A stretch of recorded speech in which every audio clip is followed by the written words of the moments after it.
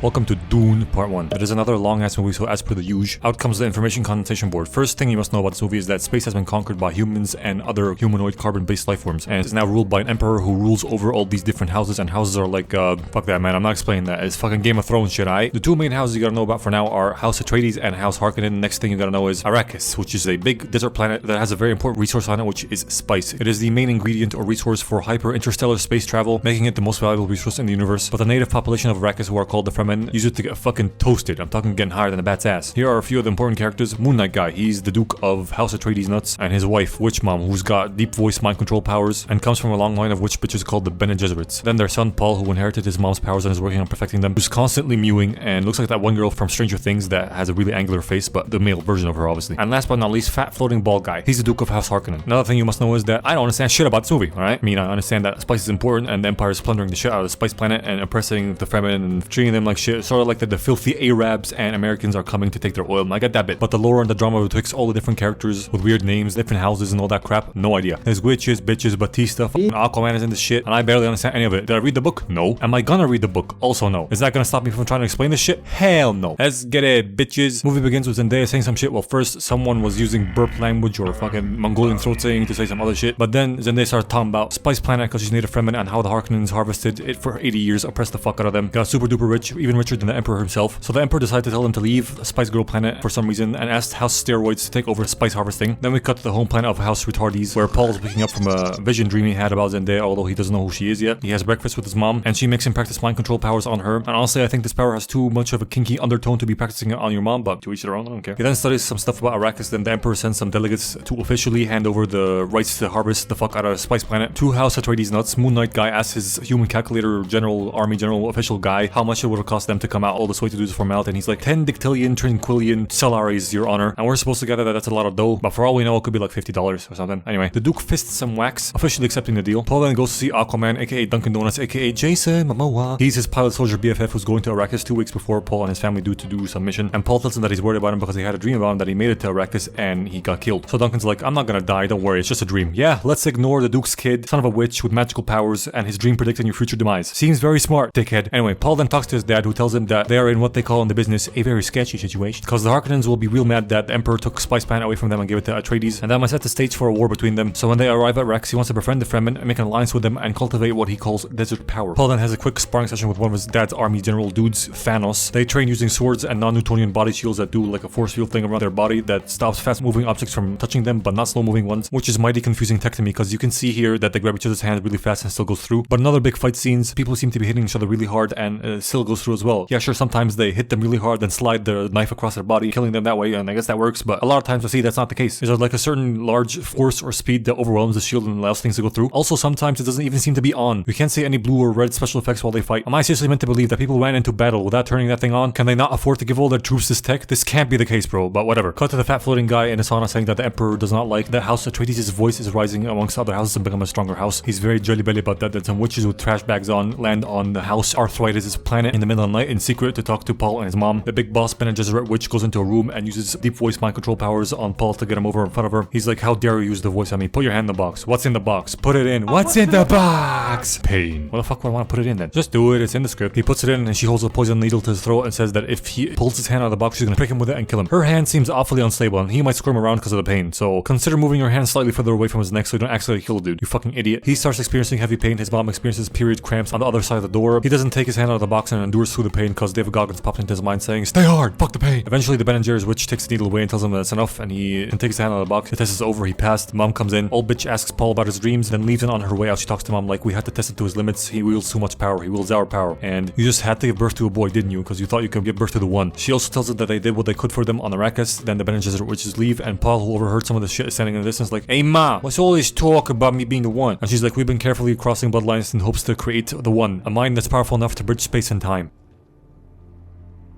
So no pressure then. Now all this shit means something. Fucked if I know what that is, but it's something for sure. They all get into their spaceships and travel to Spice Planet where they get a big royal bagpipe welcome from their troops that were already there before them to do some scouting and like securing of the area or whatever. The locals are there pointing at Paul, calling him Lisan al-Gaib, which means the Messiah or the one or whatever. Because the Ben and Jerry's witches were here spreading rumors about him to protect him or something like that, I don't know. They get into some mosquito planes to fly from the airport over to the main city in the mountains that is protected by a big shield that protects him from big ass 400-meter long sandworms that are super aggressive and very deadly. The Duke scopes out the place with Thanos. Witchmom gets a special knife that is sacred to the Fremen people that is made from the teeth of the sandworm, I believe, as a gift from one of her new Fremen maids who believes that she and her son are the ones. Paul inspects some non-native palm trees in the middle of the scorching hot sun without having a single bead of sweat drop down his face, which is fucking possible, bro. Even if the palace or whatever is air conditioned really well, he still had to walk a fair bit to get here, so this is just ridiculously unbelievable to me. Anyway, he then goes off to chill in his room and learn more about Spice Planet when a little bug drone sent to kill him melts through his wall and flies directly at him, stops right before his eye, then he moves out the way, it flies past and he grabs it and squashes it in his hand. He's super lucky that drone's tip wasn't lined with poison because there's no way he didn't prick himself and kill himself. Also, why did it stop before his eyes? Did he stop it with his powers? Does he have more powers? Is he able to move shit with his mind? Book people, explain this. Defend your precious literature. Actually, I don't care. They find out that a Harkonnen spy was hiding in their walls for 6 weeks waiting for the perfect moment to do this, but they found it and killed him. Maybe they killed him right at the exact moment where he was attempting to kill Paul, and that's why I stopped right before his... Actually, no, I said I don't care. I don't care. Fuck it. Cut over to the Ben and Jerry's witch with the fat floater talking to him, telling him that the Emperor will send reinforcements to help him take down House Atreides and attack them, but not to kill Mom Witch and Paul because they are direct descendants of the Ben and Cheesy Wits, and to only exile them instead. So he's like...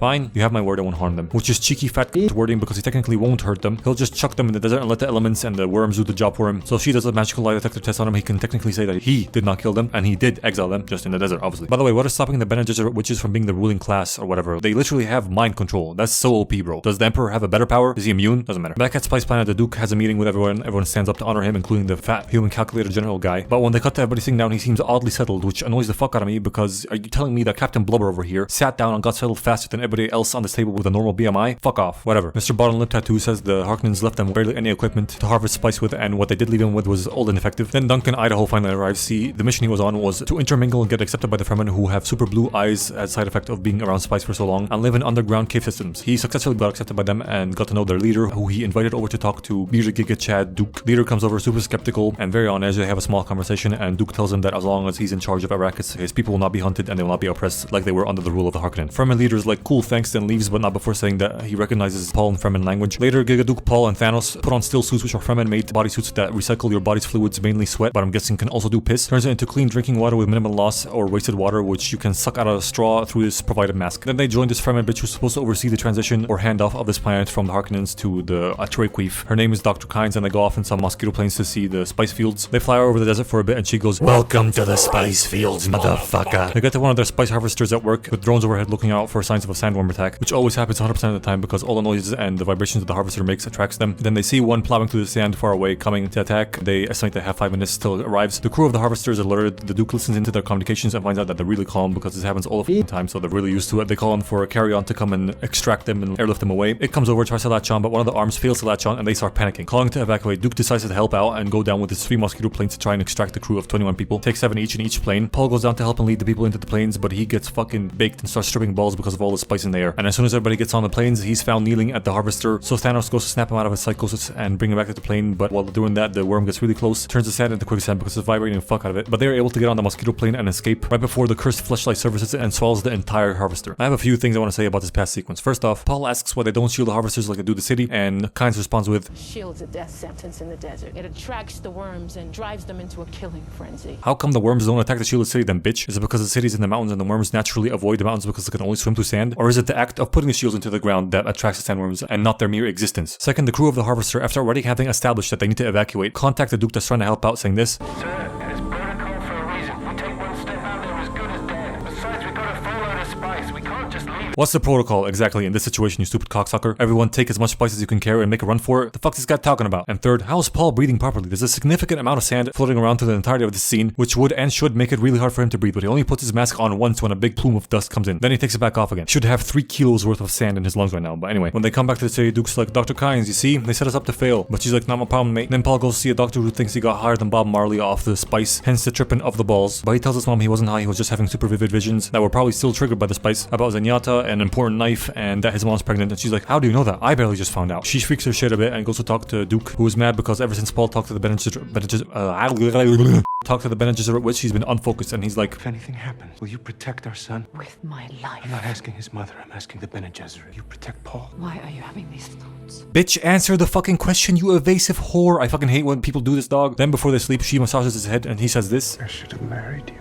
This is what I'm talking about. This is why I'm confused. Aren't you married already? Did he forget to say earlier at the end of that sentence? Whatever, man. I don't fucking care. In the middle of the night, Dr. Uwe takes out some guards and disables the city's shields, allowing the Harkonnens to attack. While the Duke wakes up from his sleep because his spidey sense tingled, finds that man and gets shot with a poison dart in his back by Dr. Uwe. The poison dart takes a while to penetrate his non-Newtonian body shield, but eventually penetrates. Leaves him paralyzed, only able to breathe, look around, and have some control over his mouth and voice. Dr. Uwe says he's sorry that he betrayed him. He had to do it because the Harkonnens had his wife, and they said they'd free her if he did this. But he's still kind of loyal to him, so he tells him that he's gonna do what he can for his wife and son, and he plants one of those fake cyanide pill teeth in his mouth that if cracked will release a deadly gas that'll kill him, but if timed correctly, he will kill anybody else nearby as well. While this is happening, the Harkonnens attack, and a soldier wakes up General Thanos, telling him that someone turned off the city's shield, so they go out to fight, and I hope he orders someone to go turn them back on. If not, that'll be so fucking dumb. A big battle ensues. The ground troops fight in close quarters using melee weapons only, and barely any long-range weapons at all, although they've proven to be at least somewhat effective. Paul and Witch Mom get tied up and flown out to the desert to be dropped off there somewhere. Witch Mom is the only one with a gag on her mouth. The kidnappers' brains are just as smooth as their bald heads, because they know that these two are descendants of the Bene Gesserits, and that they have deep voice mind control powers, so not putting a gag on his mouth as well is just fantastically retarded. He is just barely able to mind control one of these goons to free the gag off of his mom's mouth, who can more reliably mind control them because she's better practiced in the art of deep voice kinky mind control. She forces the goons to free them, kills them, and the mosquito lands and gets disabled by the other Harkonnens. They find a care package left in there by Dr. Uwe to try and help him, and that care package contains the following: an Atreides beacon, a sand compactor, which is a thing that moves sand out of the way, a Fremen compass, and a tent that functions like a bigger still suit that can be buried under sand, and his dad's Atreides ring. They unpack all that stuff in the tent while they're getting married by the sand and realize that Duke Gigabeard is dead and cry about it for a bit. However, Duke isn't dead yet. He's plopped down naked at a dinner table with the fat floater at the other end getting fatter. Dr. Uwe walks in and says, I did everything you asked me, now give me my wife. So the wide load starts to be a wide float, flies over, says, thanks chump, kills him, goes to sit by the Duke to taunt him. The Duke mutters some low volume shit to get type 58 diabetes to come in close, cracks his poison tooth, releasing poison gas. The SpongeBob stank breath spreads all across the room, killing everybody in it and himself. But later on, an Among Us cleanup crew comes in and finds the fat floater still alive, somehow stuck to the ceiling. Back in the Silton, Paul sees some spice, and for some reason now, although it was always there before, it triggers a vision about Zendaya and him fighting in a war as a Fremen, burning bodies and a bunch of other stuff. He freaks a little bit, yelling out shit like, a war in my name, a war in my name. Then their beacon starts sounding, meaning that someone's close, so they try and make it out of the tent using the sand compactor to make way, and find Duncan Utah landing his metal mosquito down to come and get them. See, he was up during the attack and locked in. He fought his way out, found a big metal mosquito plane and took it, evaded a bunch of space lasers and escaped, sought the help of Dr. Kynes, who's ordered by the Emperor to not do anything or say anything or see anything, but is helping regardless because she thinks that Home Dog, son of the Ben and Jerry's witch, is the Lisan Al-Gaib, the Messiah, the One, the Sand King, the Paul Blart Dune Cop, whatever. They pick up Paul and his mom and fly over to her hideout, which is in a facility that was built to pump water out of the ground but is now not in use because spice is important shit. They meet some of Kynes' Fremen followers. She tells them to make them some coffee out of their spit and get